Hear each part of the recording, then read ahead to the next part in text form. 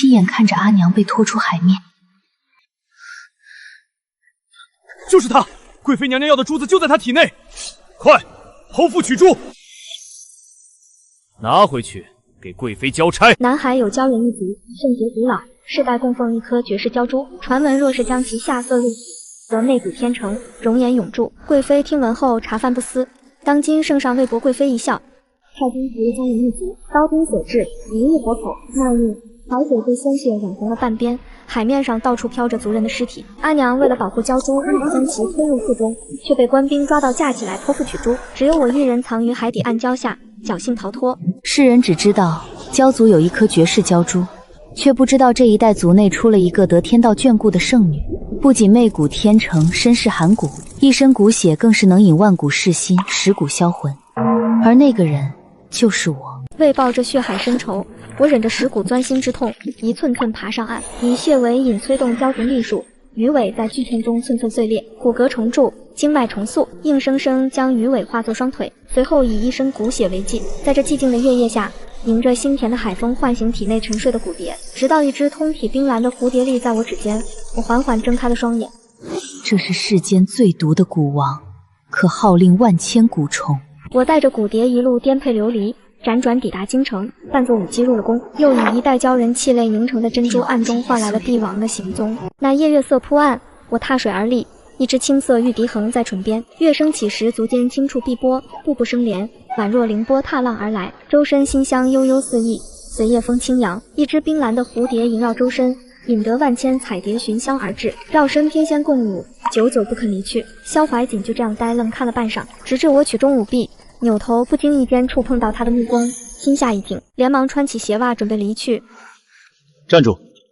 你是宫中舞姬，这一曲一舞甚妙，竟从未见过。回大人的话，此乃奴婢家乡的舞，鲜少有人见过。家乡，不知哪里的山水能养出你这般不似凡间的舞曲。回大人，那只有吹不尽的海风，跳得再好也只有冷风在看，没人懂的。风不懂，可我不是在看吗？既然等到了看客，怎么反而连头都不敢抬了？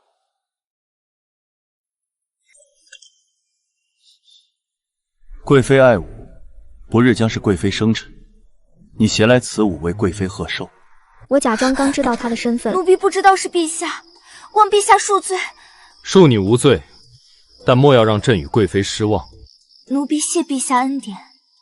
望着萧怀瑾离开的背影，我微微勾起指尖，一只微小的蛊虫钻进了他的皮肤。次日，皇帝在玉湖畔偶遇舞女一事便传遍了后宫，我的房门被敲响，来人是一个面生的嬷嬷。我被带到贵妃江瓦面前，昭华殿内，她衣着华贵，满头钗环，独坐高台之上。便是他，为了一颗鲛珠，害我全族，杀我阿娘。这副丑样，也配给本宫献舞？来前，我便在脸上点上了密密麻麻的斑。回娘娘，奴婢献舞时会以薄纱覆面，绝不吓着娘娘。罢了罢了，你这副模样，想来也掀不起什么风浪。既是陛下的心意，本宫便收下了。江娃挥了挥手，站在一旁的嬷嬷便将我带了出去。刚出殿门，正巧碰上了来此的萧怀瑾，匆匆一瞥，容貌与他昨夜所见之人天差地别，可那独有的馨香却骗不了人。他知道这是我保命的手段。萧怀瑾罕见地对贵妃染上了几分怒气，我微微勾起唇角，只要心中存有一丝不满，这份不满便会在萧怀孕心中生根发芽，直到长成一棵参天大树。到那时，即使如今万般荣宠又如何？不过站得越高，摔得越惨罢了。我回到自己的房中，洗去脸上的斑点。江婉儿，你不是追求天生媚骨绝世容颜吗？我偏要你所得所求，皆化为泡影，消散于世。就快了，我会第一个送他去黄泉之下，给阿娘赔罪。江娃生辰那日，声势浩大，玉湖之上一夜间开满了荷花。祥瑞之兆，恭贺贵妃娘娘生辰。陛下许诺的贺礼何时呈上？萧怀瑾颔首示意，乐声自天边而来，我足他莲叶，步步生莲，馨香再起，万千彩蝶纷至沓来，与我同舞。在场之人无不看得如痴如醉，唯有江娃死掐紧了手心，动作间面纱缓缓滑落，绝世容颜展露无遗。曲中舞毕，众人皆未缓过神来。奴婢华瑶恭贺贵妃娘娘芳尘，愿陛下与娘娘情深意业，白首不相离。愿我大齐国运昌隆，繁荣不息。萧怀瑾不知何时已经松开了牵着江娃的手。快起来吧，倒真没叫朕失望。陛下送给臣妾的礼物，臣妾好生喜欢。贵妃喜欢便好。那夜的蛊虫起了作用，影响了萧怀瑾的心绪。为了不让人瞧出端倪，我指尖微勾，想要将那只蛊虫收回来。陛下，不如将这位美人赐予本殿，以交两邦之好。说话的是何人？回陛下，是北狄的储君。见过皇帝陛下，本殿是北狄储君苏野。陛下若是愿意将此美人送与本殿，本殿保证两国百年不起兵澜。陛下，想必嫁与北狄为妃，对这位妹妹来说已是顶好的去处了。萧怀瑾不明白，明明只要牺牲一个微不足道的人，就能换取两国和平，可为什么他心中如此不愿？我仰起脸，静静地看着萧怀瑾。今日献舞，我在眼角描上了花钿，显得更加妩媚动人，但此刻那双妩媚的眼中却含着泪。你来迟了，她已经是朕的后妃。苏野惋惜离去，而我后背却早已惊出冷汗。还好，还没来得及将那影响心绪的蛊虫取出，否则今日我很有可能被送往他国。如此不动一兵一卒便可得来的和平，没有哪一个帝王能够拒绝。白日里，萧怀瑾当众说我已是宫妃，当晚封妃的圣旨便送到了面前。我离开做舞女时住的居所，遥遥望去，在心底暗暗发誓，我会将阿娘与族人遭受的痛苦千百倍讨回来。你敢欺瞒本宫？不骗你，我能活到献舞那日吗？你倒是了解本宫。那你可知道，就算你在陛下面前露了脸，封了妃，本宫也照杀不误。所以娘娘已经替我想好了死法。宫中走水，柔妃不慎葬身火海。本宫与陛下少年夫妻，父兄更是替陛下征战沙场，想必区区一条人命，陛下定不会责怪本宫。我被江娃带来的人捂住手脚，扔到地上。陛下今夜醉酒，整个宫中无人能救你。我看着江娃离去的背影，面上没有一丝悲哀，直到大火燃起，守门之人皆捂着脖子七窍流血而死。果蝶飞在我身畔，我推开门走出去，随着骨蝶的指引，我在月光下朝一处跑去，直到撞进一人怀中。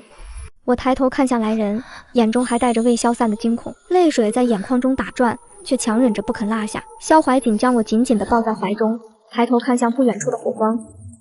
谁竟敢在宫中纵火行凶，去给朕查！我依偎在他怀中，不做回答。他并非真的不知道是何人所为，不过是做做样子。如江娃所说，毕竟少年夫妻，情深意切，又有江家撑腰，萧怀瑾又怎会为了我这个才认识的舞女，真正降罪于苏瑶呢？陛下，臣妾害怕。萧怀瑾果真醉了酒，面色微红，呼吸都透出几分酒气。我本就是天生媚体，再加上蛊虫的作用，萧怀瑾的眼底逐渐燃起了情欲。他将我打横抱起，回了养心殿，相信很快消息便会传到江娃耳中。以他的脾气，绝不会善罢甘休。果不其然，我刚到养心殿没多久，陛下，贵妃娘娘凤体不适，正难受着，说想见您呢。陛下可要去贵妃娘娘那边？有爱妃陪在朕身侧，朕哪里还想得起旁人？整个寝殿只有我和萧怀瑾二人，他痴痴地看着我，湿热的气息喷洒在我颈侧，我轻抚上他的脸颊，冰蓝的磷粉萦绕在他鼻尖。下一秒，萧怀瑾便沉沉睡去，我将他推倒在床榻上，给你织了一个美梦，好好享受吧。醒后只会记得今夜在梦中的极致欢愉。我朝颈侧抹了一点胭脂，随后站在窗前掐着时间等待苏瑶的到来，直到骨蝶缓缓从窗户飞进来，没入我的眉心。我推开殿门朝外走去，江娃正站在殿前，身后跟着乌泱泱的一群太监宫女。我站在他面前，故意将发丝放在一旁，露出颈侧暧昧的红痕。月光下，我站在台阶之上，朝他浅浅笑着。江娃怨毒地看着我，面容扭曲。贱人，本宫当真是小瞧了你。娘娘别激动，动了胎气可怎么办？若你能诞下皇长子，朕便许你后位。可成亲5年，肚子却丝毫动静也没有。这些年，江婉寻遍了法子，民间的大夫来了一波又一波，若是再生不出来，这后位便与他无缘了。来人，给本宫将这个贱人拖下去，杖杀！这是他心中最深的痛，如今却被我在大庭广众之下戳破，他如何能不气？娘娘，少安勿躁，不若宣太医来瞧瞧呢？臣妾再多言一句，娘娘这胎只有臣妾能保。江婉儿倚在偏殿的贵妃榻上，面前跪了好几位太医。如何？本宫是否有孕？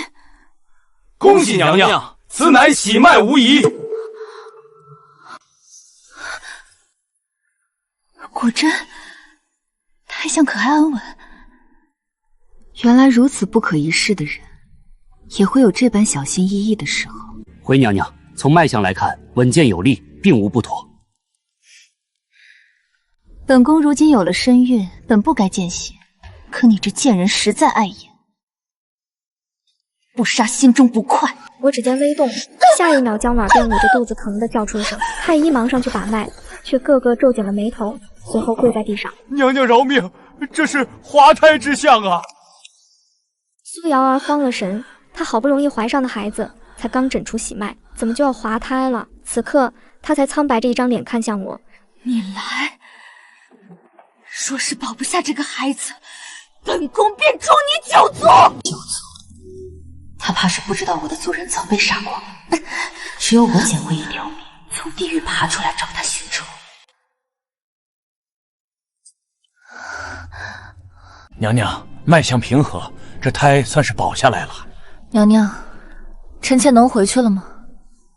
其实我根本不懂什么医术，江婉儿也没有身孕，不过是她来放火杀我时，我悄悄给她种下了一蛊，此蛊可以模仿孕脉，造成假孕之象，甚至到了后期还会有胎动，但同时也会日夜折磨母体，吸取养分。蛊随我动，我想她死，她便活不了。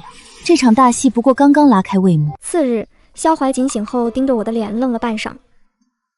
看来他对昨夜的美梦很是满意。陛下，贵妃娘娘差人来报，说是今日一早，太医诊出了喜脉。消息可传出去了？回陛下，贵妃娘娘已经差人给江将军传了信。他早给江婉儿下了猛药，这一生都不会有子嗣。江家势大，又掌有兵权，若是真让江婉儿生出长子，难保江家不起谋逆之心。萧怀瑾是对江婉儿有着几分真心，可这真心在江山面前便显得不值一提了。我正欲起身回避，昨夜怕是累坏了，多睡一会儿，朕下了朝再来找你。我没等来萧怀瑾，反倒等来了江婉身边的嬷嬷。姚妃娘娘，几日后宫赏花宴，娘娘邀您一同前去。好啊，本宫一定去。春日宴，绿酒一杯，歌一遍。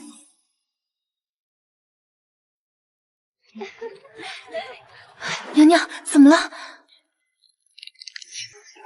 江婉儿身上穿的正是用我族人筋骨制成的袈裟。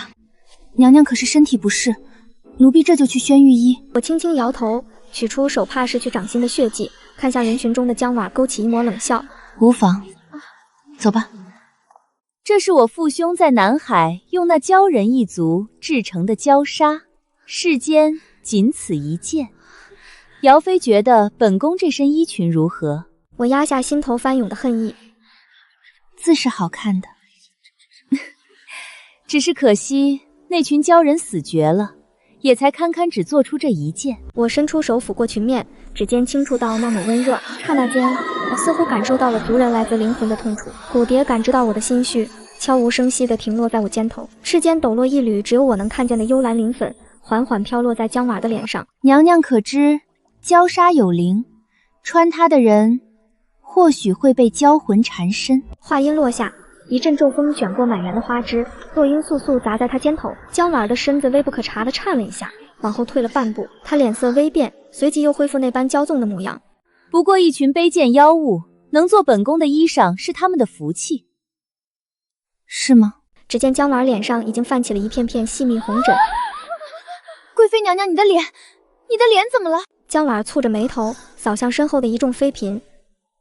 本宫的脸怎么了？众人皆捂嘴到抽吸一口凉气，目光惊惧地落在他脸上。只见红斑蔓延，细看竟有几点泛着蓝光的鱼鳞混在其中。江婉心头一沉，彻底慌了神，再顾不上仪态，甩开众人，跌跌撞撞奔回昭华殿。一场赏花宴还未开始便结束了，宫人们陆续退去，独留我一人在这花团锦簇中。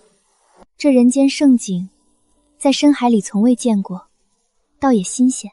娘娘若是喜欢，奴婢折一枝回去。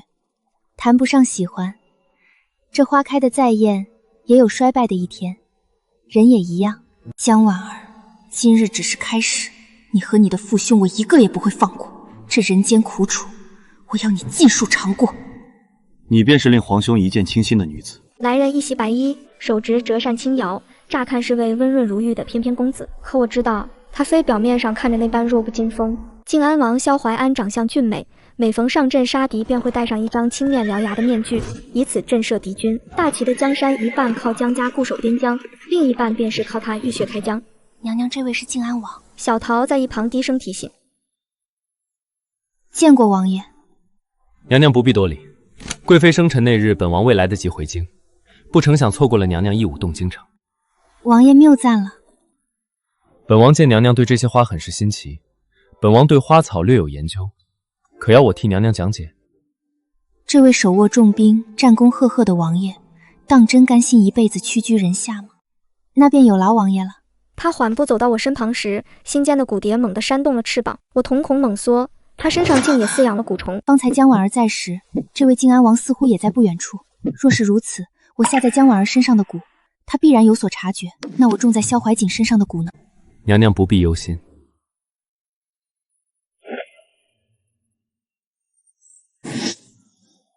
本王的母妃来自苗疆，所以本王对蛊虫有几分了解。杀江婉儿简单，可若想扳倒江家，我需要萧怀安。贵妃不孕的猛药是皇兄命我从苗疆寻来的，他怕贵妃生下长子，江家起谋逆之心，也怕本王不甘居他之下，以此局让江家制衡于本王。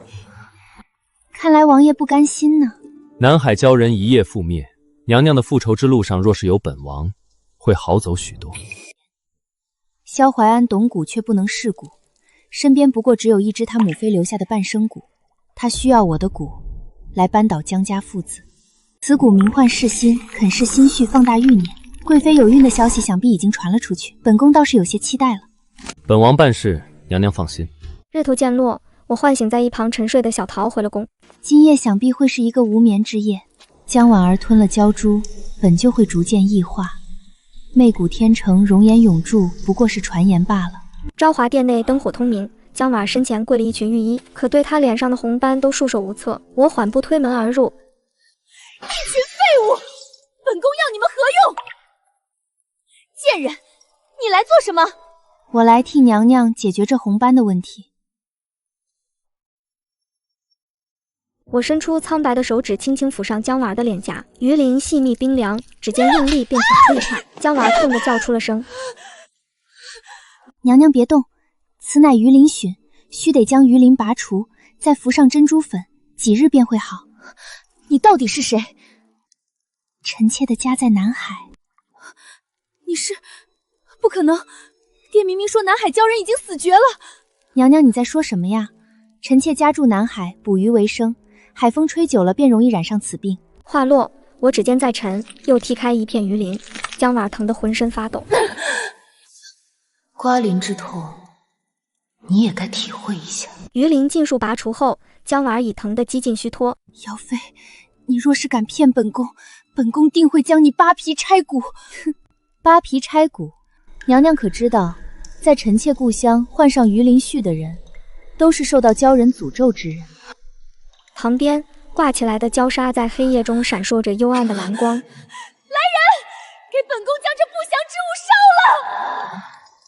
鲛纱火烧无痕，娘娘若是害怕，不如让臣妾来替你处理。你，姚妃，本宫劝你不要有什么小心思，在这宫中，你斗不过本宫。娘娘多心了，臣妾从未想过要与娘娘争些什么。我要的，从来都是让你给我鲛人一族偿命。回到宫中后，我铺开那条由鲛纱制成的衣裙，一颗珍珠蓦然坠落在上面，烛火明暗中，有一抹幽蓝的光萦绕在我周身。娘娘，陛下来了。陛下今夜怎的来了？朕近日公务繁忙，冷落你了，可有怨朕？陛下忙的是国事，臣妾怎会因此心生不满？鲛人一族身子骨极软，乃是当世尤物，虽是梦境之中，却也是人间极乐。萧逸景10岁之位，一连数日歇在我宫中。瑶儿可愿意给朕生个孩子？好，你派兵灭我全族，还妄想这世间有自己的血脉，我偏要你断子绝孙，才能消我心中恨之万一。我与萧怀瑾用膳时，陛下不好了，贵妃娘娘腹痛难忍，御医们个个束手无策。瑶儿，你先用膳，多吃些，朕去看看贵妃。我起了身，臣妾随陛下一块儿去吧。这胎还未到要滑落的时刻，我要替江婉儿保住孕脉。昭华殿内，江婉儿在榻上痛苦的呻吟，萧怀瑾蹙着眉，可细看眼底，不过是冰凉一片。看来此番是萧怀瑾自己动的手，只可惜他腹中并无胎儿，下再多的猛药，也只是让江婉儿吃点苦头罢了。那夜我替江婉儿保胎之事被瞒得严实，萧怀瑾如今还不知道。姚妃，救救本宫腹中的孩儿！姚妃还会医术？谈不上会，不过是臣妾家乡独有的保胎秘法。那你便上去给贵妃看看。我站在江婉床榻前，看着她因为痛苦而皱成一团的脸，装模作样的掏出几根银针。蛊虫并未受到影响，在江婉儿的腹中渐渐成长繁衍。有趣的是，江婉儿似乎真的有了身孕。鲛珠替她修复了陈年累积的暗疾，使她再次拥有了成为母亲的机会。本宫的孩子能保住吗？能保，就是要受些苦头。柔妃，你若是敢欺骗本宫，本宫的父亲哥哥定不会放过你。我淡定地将针扎进去。我倒是挺想知道他父亲哥哥如何不放过我，毕竟他们现在已自身难保。萧怀安前几日差人来报，蛊虫已经给江家父子种下，再加上贵妃有孕的消息，他们竟带着大军无诏回京，想必要不了多久便可抵达京城。手握重兵，无诏回京，萧怀瑾会作何想？帝王心术，最怕的便是臣子拥兵自重。让御医进来把脉吧。娘娘的胎保住了。萧怀瑾却半点不见开心的模样，面色极差，却还要装模作样走到榻边，握住了江婉的手。婉儿，你受苦了。为了陛下与孩儿，婉儿一点也不觉得苦。此次还要多谢姚妃妹妹。朕也没想到，姚妃竟真有这本事。江婉儿体内的胎儿受鲛珠影响，有极大的可能是一条鲛人。若是鲛人，那我必须竭力保下这胎。今夜萧怀瑾陪在江婉身旁，我刚回到瑶光殿，便闻到一股浓厚的血腥味，不动声色地让小桃退下后，才点亮了烛火。萧怀安面色苍白，一身玄衣已被鲜血浸透。王爷受了如此重伤，还冒险来我宫中。本王的伤，大夫能治，可他的命只有你能救。半生蛊最大的用处便是转移伤害。我接过那条黑色小蛇。萧怀安到底受了多重的伤，才令这条半生的小黑蛇伤重到只剩下一口气？我与王爷是盟友，他的命我会救，只是希望王爷能如实告知为何会受如此重的伤。多谢。蝴蝶从心口飞出，带着一抹幽光，缓缓停留在小黑蛇身上。世间抖落一缕磷粉，不多时，那条小黑蛇逐渐抬起脑袋。萧怀安这才松了一口气。我又割破了手指，将血喂给了萧怀安，帮他保住了一条命。鲛族圣女全身是宝，可蠢笨的江婉儿竟只知道抢那鲛珠。娘娘就这样暴露自己血可治伤的秘密，不怕本王起贪欲吗？王爷不是早就查到了吗？这伤是给江家父子下蛊时受的。我讶异挑眉，蛊虫无声无息，以他的本事怎会受这么重的伤？见我疑惑，我在江家营帐中发现了一条鲛人。我目光一滞，身子忍不住的颤抖起来。他还活着吗？如今在哪儿？是一条极小的鲛人，一直在沉睡。本王想将他带回来，不曾想被江家父子发现，这才受了重伤。他如今还在江家父子手中，随着大军正在回京途中，至少还需1月才能抵达京城。鲛人一族每诞生一个新生的鲛人，都需要得到鲛珠赐福，只有受到赐福的鲛人才能睁开双眼，拥有在海里呼吸的能力。江婉儿，你父兄回京之际，便是你下地狱之时。我以秘术化腿，此生都无法再回到大海。鲛族还有唯一的血脉，不论如何，我都要将他送回大海，送回故乡。江氏父子回京的消息被萧怀安派人传到了萧怀瑾耳中，他在御书房发了好大一通火，奏折散落一地。我端着羹汤来时，他正靠在龙椅上皱着眉头。你来了，到朕身边来。这是臣妾亲手炖的补汤，陛下尝尝。臣妾看陛下近日都消瘦了不少。满宫只有你最得朕心，从不会让朕烦心。陛下可是头疼，臣妾替你揉揉。你来了，朕便觉得好了许多。陛下惯会打趣臣妾，御医可来瞧过了？朕无碍，御医说只是操劳过度。他身上的蛊虫种下已有月余，几日不见我，便会觉得头疼。人心多变，只有以蛊控制，才能确保万无一失。姚妃，依你看，贵妃那胎能否顺利产下？事关龙嗣，臣妾不敢妄言。无碍，朕恕你无罪。他并不想要江婉腹中的孩子，可多年来的情分和帝王虚伪的体面，他不想这个孩子由他来动手剁下，最好是江婉自己无能，无法诞下皇嗣。贵妃娘娘体弱，难以供养腹中胎儿，怕是难到暖月生产。鲛人孕育子嗣不过只需要3个月，2月余后，若是江婉发动，那便是鲛人无疑了。鲛人一族便不会就此断绝。萧怀瑾眼底浮现出一抹笑意，我的回答令他很满意。婉儿自幼便体弱，孩子若是保不住便罢了，只要他在朕身旁就好。陛下与娘娘福泽深厚，想来定会无事。江婉儿的身子渐渐显了怀，脸上的红斑也大好，皮肤光洁如初。我与她在御花园遇见时，她满面得意，对着身旁的嫔妃炫耀：本宫的父亲和哥哥不日便要抵达京城，陛下特许他们留到本宫生产后再离去。萧怀瑾不过是想让江家父子亲眼看着江婉滑胎，以此警告江家。姚妃入宫也数月了，陛下夜夜留宿，怎么肚子依旧不见动静？或许是臣妾没有娘娘这端福气。看来他腹中的孩子果然被同化成了鲛人。你自然没有，本宫生来尊贵，你不过一介舞女，如何能同本宫相提并论？正在此时，萧怀瑾身旁的太监，姚妃娘娘，陛下召您前去御书房。本宫也许久未去御书房给陛下磨墨了，今日不如本宫与姚妃妹妹一同前去。太监面露难色，看了看我，又看了看江婉，最后视死如归的回道：贵妃娘娘，陛下点名只要姚妃娘娘一人前去，要不您晚些时候再去。江婉儿从未想过自己会在大庭广众之下被如此下面子。既然如此，那本宫便不去打扰姚妃与陛下了。娘娘，那臣妾便先走一步。萧怀瑾为何会白日里喊我过去？虽常去御书房侍奉笔墨，可都在晚膳后。今日事出反常，必有不对。我已经走到了御书房门前。娘娘进去吧，陛下正等着呢。说话的是萧怀瑾身旁的大太监江海。我微微颔首，走了进去。萧怀瑾高坐龙椅之上，披着奏折。见我到来，他轻轻抬眸看了我一眼。姚妃来了，过来替朕磨墨。殿内无声，只有我磨墨时墨条与砚台摩擦的沙沙细响，却没有的让我有些心慌。朕近日头疼，日益不见好。可只要瑶儿你在身旁，朕便觉得好了许多。陛下日夜为国劳心，也要注重自己的身子。瑶儿身上莫非真有什么神药，令朕一见你便觉得神清气爽？臣妾出生时便怀有异香，此香不仅能引蝶，还能使人闻中心生欢喜。定是陛下一欢醒，便不觉得头痛了。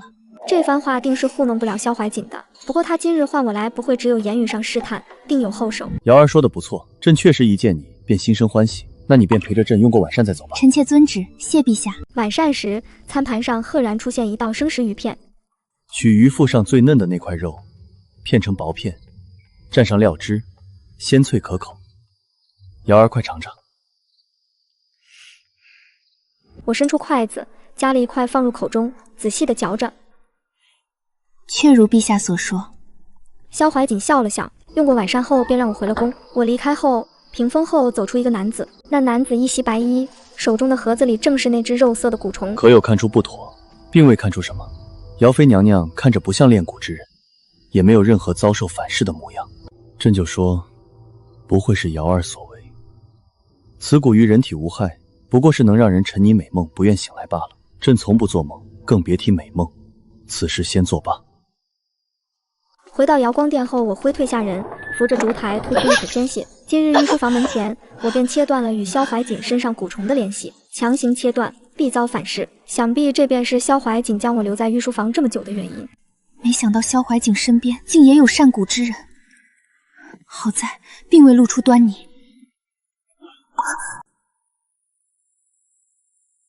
王爷不在王府待着，常往后宫跑作甚？萧怀安指尖捻着一颗泛着幽光的胶珠，那正是我方才因心口剧痛没忍住落下的泪。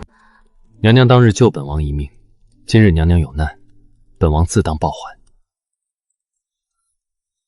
这是本王母妃留下的，可知蛊术反噬。殿内烛火四起，萧怀安举着一盏烛火坐到我身旁。今日宫内眼线传讯，齐明回宫，我便知道蛊虫一事瞒不住了。齐明是一位厉害的蛊师，常年在外游历，近日定是听闻江家无召回京一事，恐宫中政变才回来。他若与江家父子见了面，此事便不好办了。齐明交给本王，本王会想办法支开他。我睡醒时，屋外传来吵闹声，微风四起，枝头桂花簌簌落下。娘娘您看，满园的桂花，都是陛下亲自命人给娘娘寻来的。瑶儿，可还喜欢？蓦然回首，我瞧见萧怀瑾正朝着我笑。臣妾很喜欢陛下的心意，臣妾收到了。我走过去，依偎在他怀中。这桂花不过是他昨日猜疑我后的补偿。他伸出手拂落我发丝上的桂花，言笑晏晏间，江婉儿就这样进来。陛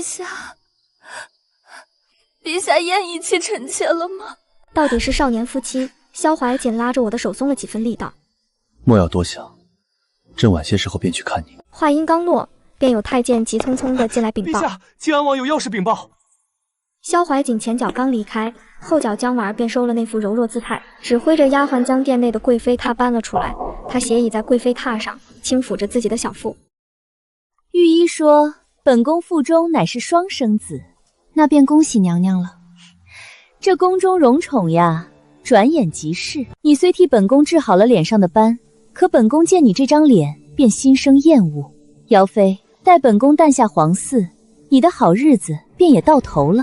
是吗？若我没猜错，萧怀安来报的便是江家父子已抵达京城。至此，这场戏里的角儿尽数登场，也该落幕了。萧怀瑾今夜在宫中设了宴，江家父子先行入京，军队则是在城外50里安营扎寨，只待一个信号，便会逼宫。我穿着宫装赴宴时，萧怀安给我使了个眼色，我心下了然，一切已经准备稳妥。江婉儿坐在萧怀瑾身旁，频频探头望向殿外，眼中是藏不住的期待。直到2个身穿铁甲的男人出现在殿外，殿前的侍卫连忙上前躬身行礼。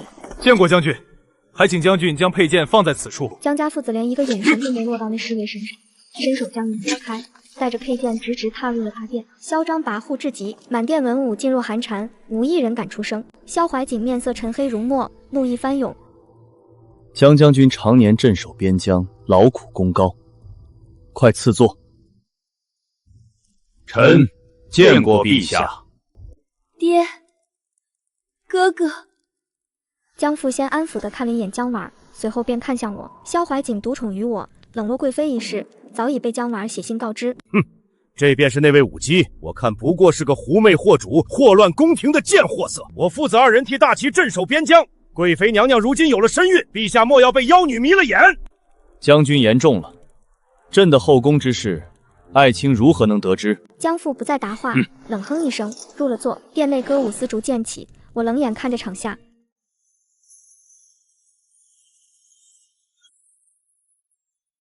陛下，臣妾的肚子好痛。快带贵妃下去，宣御医。萧怀瑾确实不想要江婉腹中的孩子，可若此刻江婉没了孩子，江家必不肯善罢甘休。而我要的，便是逼江家今日就反。偏殿内，江婉面色苍白地躺在床上，一盆盆血水从殿内端了出来。江婉儿有孕不过几月，这孩子注定保不住。传朕旨意，禁卫军围好大殿。淮安，今日若是真出了事，便要靠你了。萧淮安郑重地点了头后，转身离开。突然，殿内骤然爆发出一阵惊恐的尖叫。本宫的孩子，让本宫看看孩子。稳婆颤抖着双手，将襁褓之中的孩子递给了江婉儿，只一眼，她便晕死过去。贵妃小产，孩子没保住。我朝稳婆使了个眼色，孩子便被抱了出去。江家父子得知龙胎不保，又受到蛊虫的影响，赤红着双眼，一声令下便反了。禁卫军闻声涌入，与江家亲兵瞬间对峙，刀光剑影映着大殿一片惨白。萧怀瑾立于大殿，将军，这是要谋反？哈哈哈哈哈！谋反又如何？我江家手握重兵，这大齐的江山也该换个人来做做。晋军死伤过半，眼看着就要杀进大殿了。就在这时，萧怀安率亲兵而至，战局瞬间逆转。不多时，江家父子便被押到了萧怀瑾面前。萧怀瑾刚要开口，我自偏殿缓步走入大殿。江家起兵谋反，陛下受惊一病不起，如何？萧怀瑾不可置信地看向我，此刻他才明白，真的好弟弟，真的好姚妃。江家父子被押入大牢，萧怀瑾被我中了蛊，一睡不醒。贱人，你来做什么？臣妾来带娘娘去见一个人。我将她带去了赵宇，见到他哥哥江昭，泪水便不断往下掉。哥哥，你怎么会在这里？父亲呢？哥哥犯了些军纪，不妨事，不过被关些时日，父亲会变官了，别担心。哥哥不要骗婉儿。哥哥什么时候骗过你？我去求求陛下，放你出来。哥哥犯了错就得受罚，别担心，过几日便出来了。我看够了兄妹情深，从暗处走了出来。江昭见到我时，脸上逐渐浮现出惊恐的神色。他近日终于想起为何会觉得我脸熟，当日他亲手杀的那位鲛人，与我以肉丝相似。江婉儿还想开口问些什么，快走！一只指甲盖般大的蛊虫从他心口破出，慢慢啃噬着他的五脏六腑。我让你们兄妹见上最后一面，给你们留遗言的机会，怎么不谢谢我？阿娘死的那日，我可没与她说上一句话。江昭死死瞪大眼睛，却说不出一句话。我笑的眼角出现了泪花。阿娘，你看到了吗？你受的痛，我让他百倍偿还，可我的心还是好痛，还不够。我让江婉儿亲眼见着她兄长是如何受尽折磨而死的。阿娘，你看到了吗？你受的痛，我让他百倍偿还，可我的心还是好痛，还不够。我让江婉儿亲眼见着她兄长是如何受尽折磨而死的，就如同那日我在水下亲眼见着阿娘是怎么死的那样。不许晕，我要你见着她被生生啃噬，只剩一具白骨。蛊虫护住了江婉儿的心脉，让她余有一丝精力，却也封住了她的嗓子，让她心中再痛再恨也不能叫出声来。一颗颗泪砸在地上，我看着她绝望的眼神，心中却丝毫没有大仇的报得痛快。无论我做的再多，我的族人，我的阿娘也回不来了。娘娘，看来那鲛珠也没什么作用，什么容颜长存、媚骨天成都是假的。你如今可是比宫中最下等的宫女都要来得丑陋，臣妾多看一眼都觉得恶心。想必陛下也与臣妾做同享。他只能恨恨地看着我，双眼通红。陛下不会放过你的。忘了告诉他这江山易主了。娘娘见了哥哥，是否还想再见见父亲？江父死于蛊虫破肚而出，我命人将他挂在城墙上报尸。我将江婉拖下了轿子，掰着他的脑袋，让他看个仔细。他失去了浑身的力气，跪坐在地上，放声痛哭。都是我害了父亲，害了哥哥。若不是我非要那颗鲛珠，他们便不会死。是啊，都是你。若不是你，我阿娘又怎么会死？我要见陛下，你带我去见陛下。陛下定会为我江家做主的。贱人，陛下知道了，你以为你还能活吗？好啊，我带你去。萧怀瑾被我囚于大殿，蛊虫令他一直昏睡，直到我与江婉儿到来，我才让他睁开了眼睛。娘娘快告诉陛下，我想看看他如何不放过我。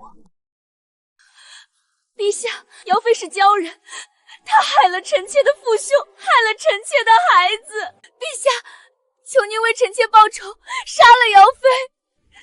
下，贵妃娘娘的父兄意图谋反，靖安王带兵救驾，可惜来迟一步。陛下他下病了，怕是没法替您报仇了。你在说什么？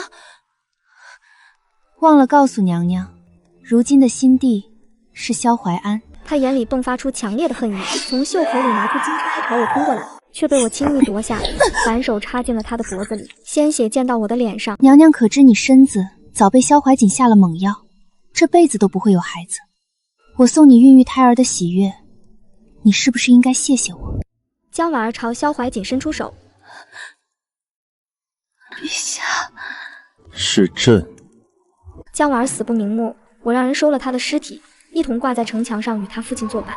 可惜他死得太快，未能让他也尝尝剖腹取珠之痛。接下来轮到朕了吗？是啊，陛下可想好死法了？朕怀疑过你，可惜朕那时心软了。瑶儿，朕对你有过真心。真心？可惜了，我从未对陛下有过真心。你可知那夜夜令你沉沦的不过一场美梦？真心吗？你对我的真心不过是受到蛊虫影响的假象。你不必说这些话来剜朕的心。成王败寇，是朕败了，死又何惧？玉湖畔初见，我便给你下了蛊，啃噬你的心绪，让你以为自己爱上了我。萧怀瑾朝我伸出了手。瑶儿，你忘了，那蛊虫早先便被取出来了。金拍刺入皮肉，萧怀瑾静静地靠在我肩头，伸手想替我挽起那缕垂落的发丝，却无力垂下。萧怀安来时，我正将萧怀瑾推开。他死了。你早该知道，我不会留他的命。大仇已报，你接下来作何打算？我抬眼看向他，却猛地吐出一口鲜血。再醒来时，鼻尖充斥着一股淡淡的桂香。我强撑着起了身，走到院子里。见过姚妃娘娘。你是医师？娘娘，下官谢卓，善以蛊医人。原来他便是那位厉害的蛊师。我伸出手让他搭脉。怪不得陛下如此喜爱你。你说的是哪位陛下？或许两位皆有。世间男子多爱漂亮皮囊，不奇怪。齐医师也是吗？下官对娘娘这一身蛊虫感兴趣。我伸出手，一只小小的蛊虫钻出来。喜欢我都送你便是。萧怀安来时，我正赤着脚与谢桌交谈甚欢，面前的木质小盒子里已经堆满了蛊虫，各种各样都有。这些都是我用一身蛊血养的，谢医师不要浪费了。齐明，你先退下吧。多谢娘娘相赠。还未恭喜陛下得偿所愿。齐明都和朕说了，如此复仇，当真值得。值得。为了复仇，我以一身蛊血唤醒沉睡的蛊蝶，将它饲养成世间最强的蛊王。如今只余一条心脉，没几天可活了。那两个鲛人幼崽如何了？已经命人将他们放在运来的海水中，有鲛珠在身侧，如今已经睁开了眼。带我去看看。玉壶旁新挖出了个小湖，湖底已青石铺面，并不深。两个小崽子在湖中绕着鲛珠嬉闹。我褪去鞋袜，踏入湖中，微凉的湖水漫过腰际。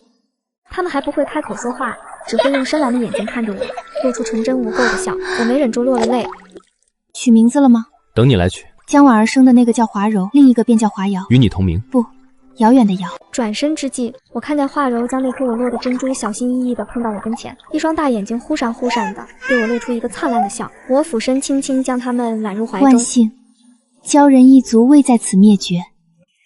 你们要乖乖的哦，姐姐明天再来看你们。上来吧，秋水寒凉。回到瑶光殿，那桂香依旧萦绕在鼻尖。朕给你换个光殿吧。就在此地吧，离湖近。你对皇兄可动过心？陛下会对自己的灭族仇人动心吗？我从海里爬上岸时便没有了心，只有复仇。夜深了，陛下先回去吧。可惜我不能陪着他们长大了。死前我要将他们送回故乡。朕亲自送你们去南海，最后一程，朕陪你。抵达南海那日，风平浪静，阳光洒在海面上，碎成千万片金鳞。我抱着华柔与华瑶，一步步踏入海中。海水漫过脚踝，漫过腰腹，漫过肩头，熟悉的咸涩包裹着我，像是阿娘当年温暖的怀抱。萧怀安立在岸边，白衣猎猎，一言不发，只静静望着我。我将画柔与画瑶轻轻放入水中，鲛珠悬在它们中间，蓝光柔柔笼罩着两个小小的身影，它们摆着稚嫩的鱼尾，绕着我游了一圈又一圈，丝是不舍。去吧，这里才是你们的家。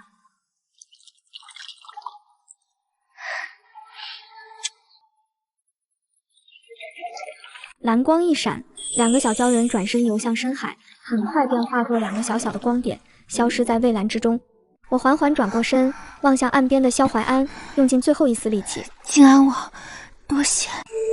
他身形一震，朝海中奔来，海风卷起我的衣袂，体内最后一丝心脉断裂，疼一瞬间消散，取而代之的是无边的轻盈与安宁。我没有倒在海水里，而是落入一个温暖的怀抱。我的家乡就在这里，可我却永远回不去了。那日玉湖畔的舞，我也看见了，可惜慢了皇兄一步。我本以为你大仇得报，或许我们一切都还来得及。我已经听不清他在说什么了，遥遥望向海边，只觉得鼻尖似乎萦绕着一缕桂香。